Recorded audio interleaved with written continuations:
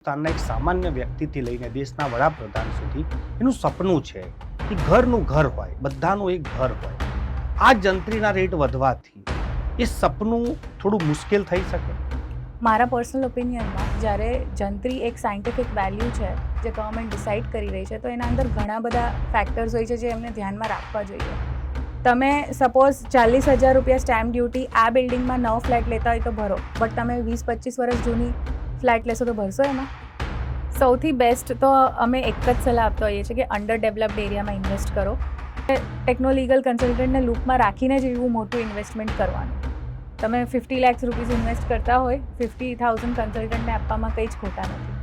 તો અમતુલ્લા, આ જે જંત્રીમાં તમે કીધું, તમે સમજાયું, ભાવ વધી શકે છે, પરંતુ ટેકનિકલી અને ટેક્સને લઈને કઈ કઈ સમસ્યાઓ સર્જાઈ શકે? નમસ્કાર, આપ જોઈ રહ્યા છો યુટીસી ન્યૂઝ. દેશમાં કિસાની બાદ સૌથી વધુ જો એમ્પ્લોયમેન્ટ કોઈ જનરેટ કરતું હોય તો તે છે રિયલ એસ્ટેટ. આર્થિક નીતિને જો જોતા હોય કે અર્થશાસ્ત્રને જોતા હોય તો તેમાં પણ ભારતમાં રિયલ એસ્ટેટનો ખૂબ મહત્વનો ફાળો છે. દરેક વ્યક્તિનું એક સપનું હોય છે કે તેના નામની એક પ્રોપર્ટી હોય, પરંતુ આ પ્રોપર્ટી લેવામાં તેમને કઈ કઈ મુશ્કેલો થઈ શકે છે, સરકારી કયા કયા નિયમ છે, કેવી રીતે તમારી જમીન પર તમારા હક્કો તમને ખબર પડે, આ તમામ વસ્તુનો one stop solution my property doctor તરીકે અમાતુલ્લા લોકોને આના માટે અવેર કરે છે અને પ્રોપર માહિતી આપે છે. આજે આપણે અમાતુલ્લા સાથે રિયલ એસ્ટેટને જોડાયેલી તમામ જે સવાલો છે લોકોના મનમાં, એ સવાલો આપણે પૂછીશું અને તેમના સાચા જવાબ મેળવવાની કોશિશ કરીશું. ખાસ કરીને અત્યારે જે સૌથી મોટો મુદ્દો છે જંત્રીનો, એ જંત્રી પર પણ આપણે ચર્ચા કરીશું કે આની અસર આમ લોકો પર કેવી રીતે પડશે અને આનાથી પ્રોપર્ટીના ભાવ કેવી રીતે વધશે. આ તમામ મુદ્દાઓ પર વાત કરવા માટે આપણી સાથે આજે અમાતુલ્લા ખાસ મોજૂદ છે. જે તમારું ખૂબ ખૂબ સ્વાગત છે અમારા યુટીસી ન્યૂઝ ચેનલમાં. અમાતુલ્લા, જે રીતે આપણે શરૂઆત કરીએ કે જંત્રીથી જ કરી દઈએ, કેમ કે અત્યારે આ ટોપિક બહુ ચર્ચામાં છે. આ જંત્રી વધી ગઈ છે, જંત્રીના ભાવ વધી ગઈ છે, જે ડેવલપરો છે તે પણ વિરોધ કરી રહ્યા છે અને આવેદનપત્ર આપી રહ્યા છે. સરળ ભાષામાં અમને સમજાવી શકો છો કે આ શું થયું છે? જંત્રી એક ટાઈપનો પ્રિઝમ્પશન રેટ હોય છે જે ગવર્મેન્ટ ડિસાઇડ કરે કે અલગ અલગ પ્રોપર્ટીમાં, સ્પેસિફિક એરિયાઝમાં જંત્રીનો એટલે વેલ્યુ શું રહેશે. સપોઝ એ ઝોન છે, એ એરિયામાં ફ્લેટનો ભાવ સો એન્ડ સો રહેશે, દુકાનનો ભાવ સો એન્ડ સો રહેશે, જમીનનો ભાવ સો એન્ડ સો રહેશે. તો આ એક પ્રિઝમ્પશન રેટ હોય છે જે ગવર્મેન્ટ નક્કી કરે છે, જેના બેઝિસ પર એ લોકો અંદાજો લગાવે કે ભાઈ આ એરિયામાં આ પર્ટિક્યુલર પ્રોપર્ટી ટાઈપનો આટલો રેટ હશે. જનરલી બધાને એવું લાગતું હોય છે કે આ સ્ટેમ્પ ડ્યુટી વસૂલ કરવા માટે હોય છે, બિકોઝ આપણે જ્યારે બી દસ્તાવેજ કરીએ તો એના અમુક પર્સન્ટેજ આપણે સ્ટેમ્પ ડ્યુટી ભરતા હોઈએ છીએ. દસ્તાવેજ બેઝડ ઓન જંત્રી વેલ્યુ થતું હોય છે.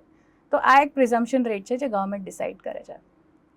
હવે જે જંત્રી રેટ છે એને ગવર્મેન્ટ શું છે કે કરપ્શન ઓછું કરવા માટે, બ્લેક મનીનું ટ્રાન્ઝેક્શન ઓછું કરવા માટે જંત્રી વધારી દે છે.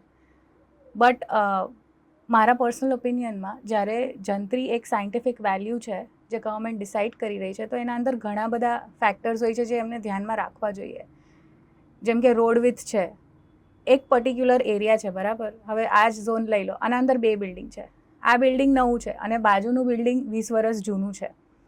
તો હવે ગવર્મેન્ટ એવું કે ભાઈ આ એરિયામાં ફ્લેટનો ભાવ એક્સ છે જંત્રી પ્રમાણે.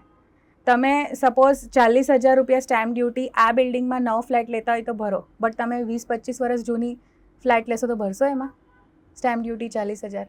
નહીં ભરો. તો ગવર્મેન્ટ એફર્ટ મૂકે છે જંત્રી વધારીને એ બધું ટ્રાન્ઝેક્શન ઓછું કરવાનું, બટ એના આફ્ટર ઇફેક્ટ્સ બહુ બધા હોય છે. બિકોઝ કોઈ પણ એટલા માટે જંત્રી અને માર્કેટ વેલ્યુના વચ્ચે જે ડિફરન્સ હોય છે ને, એ આ જ રીઝનના લીધે હોય છે. કેમ કે અલગ અલગ રિજિયનમાં ગવર્મેન્ટ ઇન્ફ્રાસ્ટ્રક્ચર અલગ હોય છે, એમ્યુનિટીઝ અલગ હોય છે. આ બિલ્ડિંગના અંદર સપોઝ તમારે જીમ મળે, 3 લેવલ પાર્કિંગ મળે, સ્વિમિંગ પુલ મળે, અને બાજુમાં ના મળતું હોય, કોઈ અહીંયા 40-50 હજાર સ્ટેમ્પ ડ્યુટી ભરી દેશે, ત્યાં ભરશે? નહીં ભરે. તો આ બધા ઘણા બધા ડિફરન્સીસ હોય છે જેના લીધે એટલે આ બધા ઘણા બધા ડિફરન્સીસ અને ફ્લક્ચ્યુએશન્સ હોય છે, જેના લીધે જંત્રી વેલ્યુ એક્ઝેક્ટલી કેલ્ક્યુલેટિવ નથી હોતી. ઘણા બધા એના બેઝિસ ખોટા હોય છે. હવે જંત્રીના વધારાથી પ્રોપર્ટીના રેટ્સ તો વધશે જ, બટ એનાથી શું થશે, એનાથી આપણે જો એક ઓપ્ટિમિસ્ટિક વેમાં જોઈએ તો લેન્ડ એક્વિઝિશન વખતે સપોઝ ફાર્મર છે, કોઈ ફાર્મરની જગ્યા છે અને એના આજુબાજુ ઇન્ડસ્ટ્રીઝ આવી રહી છે ને એની લેન્ડ એક્વાયર કરવાની છે ગવર્મેન્ટે, તો એને ફાયદો થશે. કેમ કે એને જંત્રી વધી ગઈ છે તો એને જંત્રી પ્રમાણે એનું રેમ્યુનરેશન વધી જશે. અને લેન્ડ એક્વિઝિશનમાં પૈસા વધારે આપવાથી ગવર્મેન્ટને કંઈ નુકસાન નહીં થાય, બિકોઝ એ લેન્ડ એક્વાયર કરશે. બટ ગવર્મેન્ટ જ્યારે એફએસઆઈ વેચતું હોય, સપોઝ 1000 સ્ક્વેર ફીટની લેન્ડ એક્વાયર કરી છે અને એટલું જે એફએસઆઈ વેચશે તો ગવર્મેન્ટ એ પૈસા ઓટોમેટિકલી રિકવર કરી લેશે. પ્રોપર્ટીના ભાવ કેમ વધે છે જંત્રી વધવાથી? સપોઝ મેં એક બિલ્ડિંગ બનાવ્યું અને એનામાં મેં પેડ એફએસઆઈ લીધી. જંત્રી વધશે તો પેડ એફએસઆઈની વેલ્યુ વધશે, તો મારા જે પર યુનિટ છે એના પર હું 10-15 લાખ વધાર્યા કરીશ પર ફ્લેટની વેલ્યુ. દેટ ઇઝ હાઉ પ્રોપર્ટીની વેલ્યુ બી વધી જશે જંત્રી વધવાથી. તો આ બધા ઘણા બધા એસ્પેક્ટ્સ હોય છે, ઘણા બધા આફ્ટર ઇફેક્ટ્સ હોય છે. એટલા માટે અમે માય પ્રોપર્ટી ડોક્ટર્સમાં ટેકનો લીગલ સર્વિસ આપીએ છીએ કે કોઈ સામાન્ય વ્યક્તિ હોય કે જે પહેલી વાર ઘર ખરીદતું હોય કે પ્રોપર્ટી ખરીદતું હોય, તો એને સાચી બરાબર ગાઈડન્સ મળે, સાચી સલાહ મળે કે એને ક્યાં બાજુ પૈસા નાખવાથી, ક્યાં બાજુ પ્રોપર્ટી બાય કરવાથી બરાબર રિટર્ન મળી શકશે. અને અમતુલ્લા, જે રીતે તમે કીધું કે આનાથી પ્રોપર્ટીના ભાવ વધશે, જે રીતે અમે માનીએ છીએ કે આજે હિન્દુસ્તાનના એક સામાન્ય વ્યક્તિથી લઈને દેશના વડાપ્રધાન સુધી એનું સપનું છે કે ઘરનું ઘર હોય, બધાનું એક ઘર હોય. આ જંત્રીના રેટ વધવાથી એ સપનું થોડું મુશ્કેલ થઈ શકે? મુશ્કેલ થઈ શકે એઝ ઇન સપોઝ આપણે સિટીના અંદરની વાત કરીએ. સપોઝ મારી સેલરી 50,000 છે, તો હું આજની તારીખમાં એક લોનના બેઝિસ પર એક 45 લાખ રૂપીઝનો ફ્લેટ અફોર્ડ કરી શકતી હતી વિધિન સિટી લિમિટ. જંત્રી વધવાથી પ્રોપર્ટીની વેલ્યુ વધશે, એટલે મારી સોર્સ ઓફ ઇન્કમ તો એટલી ને એટલી જ છે, મારી લોન બોરોઈંગ કેપેસિટી પણ એટલી જ છે, પણ પ્રોપર્ટીના ભાવ વધી ગયા છે. તો હવે જે ફ્લેટ હું 45 લાખમાં ખરીદી શકતી હતી એ હવે મને 65નો પડી રહ્યો છે. તો એવા જે ઇન્વેસ્ટર્સ કે બાયર્સ છે એમનું ધ્યાન ક્યાં જશે? અંડર ડેવલપ્ડ એરિયામાં જશે, કે જ્યાં જંત્રીની વેલ્યુ ઓછી છે, જ્યાં પ્રોપર્ટીની વેલ્યુ ઓછી છે. તો એવા ઇન્વેસ્ટર્સ ત્યાં અંડર ડેવલપ્ડ એરિયામાં ફોકસ થઈ જશે, જેને ઘર લેવું છે. અફોર્ડેબિલિટી એવી રીતે જોવામાં આવશે, અંડર ડેવલપ્ડ એરિયામાં લોકો ઘર ખરીદતા થઈ જશે. That's how in a way એ હોરિઝોન્ટલ એક્સપાન્શનને પણ પ્રમોટ કરશે. તો જે રીતે તમે કીધું કે આ મોંઘું તો થઈ જશે કે ભાઈ ચલો, જે લોકોની હવે અર્નિંગ નથી વધી રહી અને એ લોકોને મકાન મોંઘા થઈ જશે, તો પછી ગવર્મેન્ટ આવું કરી કેમ રહી છે? લાઇક આઈ સેડ, એ બ્લેક મનીના ટ્રાન્ઝેક્શનને ઓછું કરવા માટે, ગવર્મેન્ટને સ્ટેમ્પ ડ્યુટીમાં નુકસાન ના જાય એના માટે એ લોકો બેઝ રેટ એ રીતે વધારતા હોય છે, જંત્રી એ રીતે વધારતા હોય છે.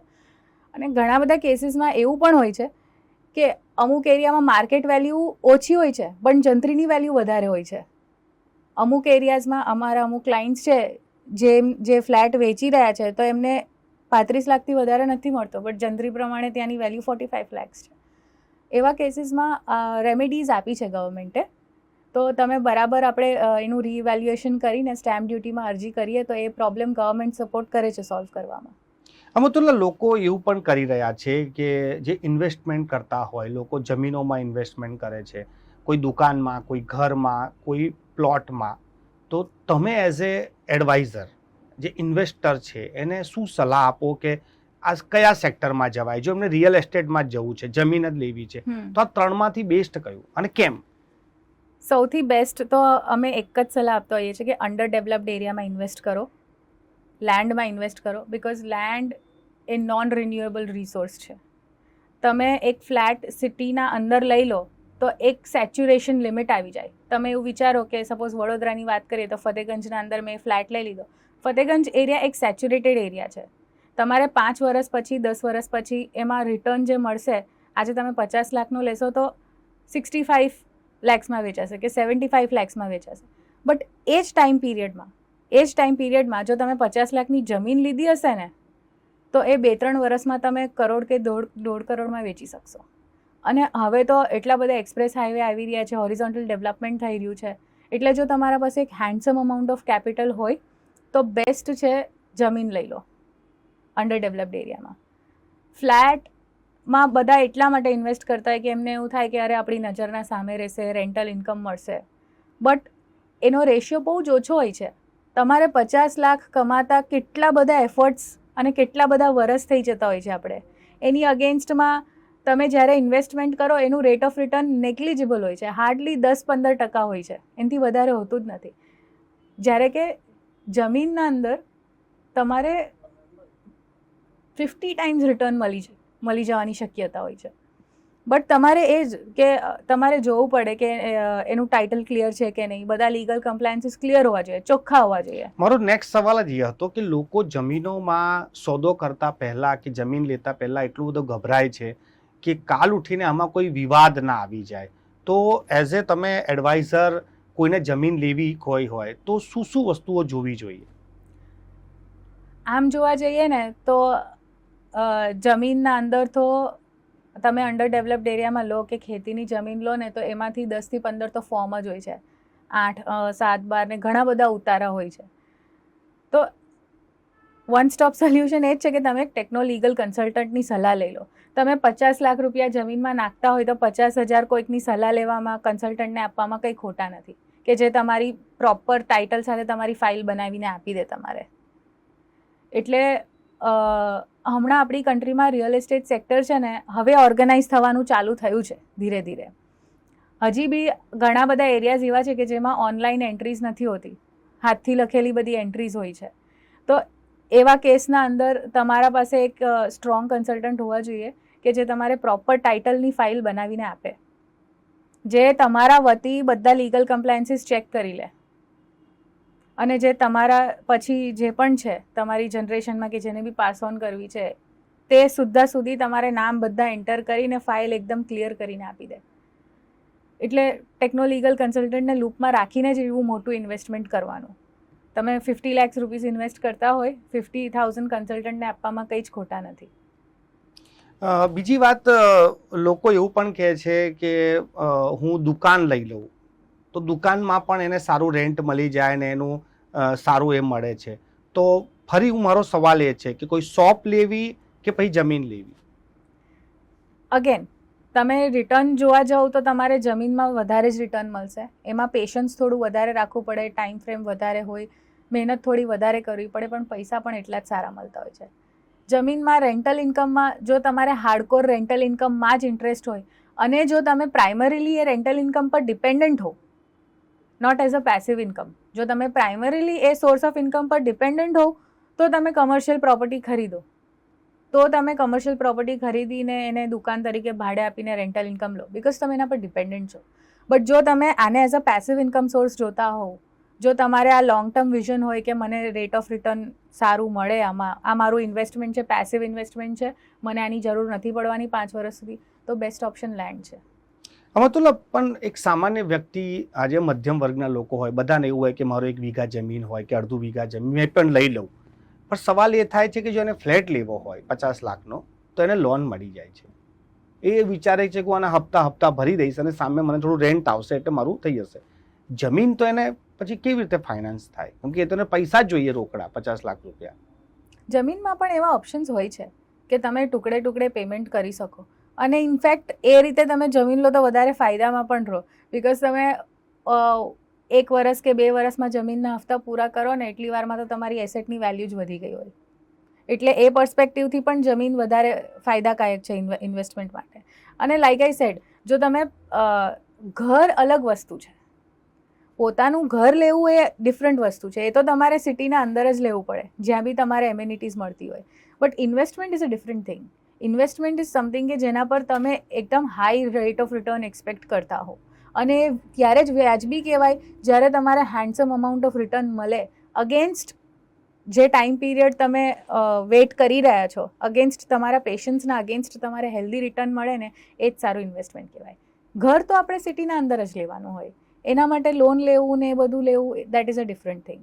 બટ જો તમે કોઈ ફ્લેટના અંદર રેન્ટલ ઇન્કમ માટે ઇન્વેસ્ટ કરી રહ્યા છો, તમારું ઓલરેડી ઘર છે અને તમે બીજો ફ્લેટ લઈ રહ્યા છો ભાડાને આપવા માટે, દેટ ઇઝ અ બિગ નો.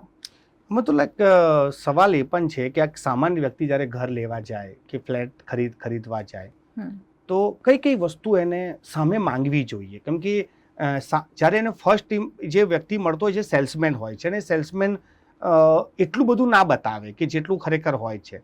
તો એ કસ્ટમરને તમે શું સલાહ આપો કે કઈ કઈ વસ્તુ એની પાસેથી માંગવી જોઈએ? સૌથી પહેલાં તો રેરા છે. હવે રેરા બેસ્ટ છે કન્ઝ્યુમરના રાઇટ્સને પ્રોટેક્ટ કરવા માટે અને ડેવલપરના રાઇટ્સને પ્રોટેક્ટ કરવા માટે બી. તમે રેરા સર્ટિફિકેશન ચેક કરી શકો છો. એના સિવાય બિલ્ડિંગના કમ્પ્લાયન્સીસ એ લોકો પાસે ઓક્યુપેશન સર્ટિફિકેટ સુધી છે કે નહીં, અને ડેવલપમેન્ટ સ્ટેજમાં છે, તમે સેલ અગ્રીમેન્ટ કરી રહ્યા છો તો એના અમુક કન્સિડરેશન્સ હોય છે જે ચેક કરવાના હોય છે. અને પછી દસ્તાવેજ ક્યારે અને કેવી રીતે કરી આપશે એની ચર્ચા તમારે કરવાની હોય છે ડેવલપર સાથે, એમની શું ટર્મ્સ એન્ડ કન્ડિશન્સ છે. અને બીજા બધા જો તમે લોનના ઉપર લઈ રહ્યા છો તો એના શું કમ્પ્લાયન્સીસ હશે એ બધું ચેક કરવાનું હોય છે. તો અમાતુલ્લા, આ જે જંત્રીમાં તમે કીધું, તમે સમજાયું, ભાવ વધી શકે છે, પરંતુ ટેકનિકલી અને ટેક્સને લઈને કઈ કઈ સમસ્યાઓ સર્જાઈ શકે? હમણાં સુધીના જે બી ઓનગોઈંગ કેસીસ છે, એસ્પેશિયલી સિટી લિમિટ્સના અંદર જે બી ટ્રાન્ઝેક્શન થવાના હતા પ્રોપર્ટીના, તો સેલ અગ્રીમેન્ટના બેઝિસ પર થવાના હતા. હવે શું છે, જંત્રી વધી ગઈ. જ્યારે એ લોકો સેલ ડીડ કરશે, દસ્તાવેજ કરશે પેમેન્ટ કમ્પ્લીટ થઈને, તો જંત્રી વધારે છે એટલે વધારાનો સેલ ડીડ કરવો પડશે. તો આ એક કન્ફ્યુઝન અને પોઈન્ટ ઓફ ડિસ્પ્યુટ બની જશે કે વધારાના પૈસા કોણ ભરશે, એના ઉપર કેપિટલ ગેઇન્સ ટેક્સ વધારાનો ભરવાનો આવશે તે કોણ ભરશે. બિકોઝ અને પછી અમુક કેસીસમાં એવું પણ થઈ શકે છે કે સપોઝ તમે 10 કરોડની કોઈ પ્રોપર્ટી લીધી છે અને એના પ્રમાણે તમે સેલ અગ્રીમેન્ટ કર્યો, જંત્રી વધી ગઈ 2025માં, તમારે સેલ ડીડ કરવાનો આવ્યો 15 કરોડનો, એક્સ્ટ્રા 5 કરોડના બેસિસ પર તમે દસ્તાવેજ કર્યો, તો હવે આઈટી શું કરશે કે તમારે 5 કરોડના ઉપર પેનલ્ટી ભરવાનું કહેશે, ફૂલ 100% પેનલ્ટી. તો આનું સોલ્યુશન શું છે? આના લીધે બહુ કન્ફ્યુઝન્સ થશે સેલર અને બાયર બંનેમાં. કોણ એક્સ્ટ્રા ટેક્સ લાયબિલિટી બેર કરશે, કોણ વધારાનું કેપિટલ ગેઇન્સ ટેક્સ ભરશે, દસ્તાવેજ કેટલા રૂપિયાનો કરવો પડશે એકચ્યુઅલીમાં. તો આ જે ઓનગોઈંગ ટ્રાન્ઝેક્શન છે એના પર બી જંત્રી વધવાથી બહુ અફેક્ટ થશે. આ બધા કન્ફ્યુઝન અને પોઈન્ટ ઓફ ડિસ્પ્યુટ ઊભા થશે. એટલે બધાને બહુ કેરફુલી પ્રોસીડ કરવું પડશે. આમાં તો લાઈક છેલ્લો સવાલ એવો પણ છે કે ઘણી વખત વડોદરા શહેરમાં જ જો વાત કરીએ તો એવા ઘટના બની છે કે લોકોએ ફ્લેટ લીધા અને પછી ખબર પડી કે ફ્લેટ પર તો ઓલરેડી લોન ચાલતી હતી ને એ લોકોને પોઝેશન જ નથી મળ્યા. અને પછી જ્યારે મામલો સિવિલમાં જતો રહે છે ત્યારે સૌ કોઈ જાણે છે કે આપણી જે કાનૂની પ્રક્રિયા છે તો લાંબી અને લેન્ધી છે, તો હેરાન થઈ જાય માણસ. તો આવી કન્ડિશનમાં શું થાય? એટલે જ એક ટેકનોલીગલ કન્સલ્ટન્ટની સલાહ લેવી જોઈએ. બિકોઝ જ્યારે રેરા સર્ટિફિકેશન આપે છે ત્યારે આમ તો બધું ક્લિયર થઈ જ જતું હોય છે, બટ હવે જે ન્યૂ પ્રોજેક્ટ્સ છે એમાં ગવર્મેન્ટે એક સારી વસ્તુ એ કરી છે કે બધું ઓનલાઈન અપલોડ થઈ જાય છે, એટલે તમારે ખાસો એવો ડેટા મળી જતો હોય છે. અને જે આ તમે કીધું કે સ્પેસિફિક ફ્લેટ પર મોર્ગેજ ચાલે છે કે નહીં, એની પણ એક પદ્ધતિ છે ચેક કરવાની, જે તમારા કન્સલ્ટન્ટને ખબર હોય. એ અમારી ઓફિસમાં થાય છે. તો એ રીતે તમારે ખબર પડી જાય બેઝિકલી કે આ પ્રોપર્ટીનું ટાઇટલ ક્લિયર છે કે નહીં. એના અમુક પેપર્સ ઓનલાઈન અપલોડ કરેલા હોય છે. ખૂબ ખૂબ આભાર. એટલે અમાતુલ્લાનું કહેવું છે કે તમારી બધી જ સમસ્યાઓ જે છે ને તમારા જે સવાલો છે તેની ચોક્કસ માહિતી એક જ પ્લેટફોર્મ પર મળી રહેશે. માય પ્રોપર્ટી ડોક્ટર અને અમાતુલ્લાની એક આખી ટીમ છે, જેમાં એન્જિનિયરથી લઈને આર્કિટેક્ટ અને લીગલ એડવાઇઝર સુધીના લોકો છે, જેઓ જમીન વિશે અને પ્રોપર્ટી વિશે બધું જ જાણે છે, અને તેથી જ તેઓ તમને સાચી અને સારી સલાહ આપી શકશે. જમીન ખરીદતા પહેલાં અમાતુલ્લાની વાત મને ખૂબ ગમી છે કે જ્યારે તમે 50 લાખની જમીન ખરીદતા હોય તો 50,000 રૂપિયા એડવાઇઝરને આપવા આગળ પડે, નહીં કે પછી કોઈ ખોટી પ્રોપર્ટી 50 લાખની લઈ લેવી. એ ખૂબ જ મોટું નુકસાન છે. આજે આપણે જંત્રી અને પ્રોપર્ટી ખરીદતી વખતે કઈ કઈ વસ્તુનું ધ્યાન રાખવું અને ક્યાં ઇન્વેસ્ટમેન્ટ કરવું, આ મુદ્દાઓ પર વાત કરી છે. પ્રોપર્ટીના લગતા તમારા કોઈ સવાલ હોય તો તમે નીચે કોમેન્ટ બોક્સમાં કોમેન્ટ કરી શકો છો. અમાતુલ્લા તમને જરૂરથી સંપર્ક કરશે અને તેનો જવાબ પણ આપશે.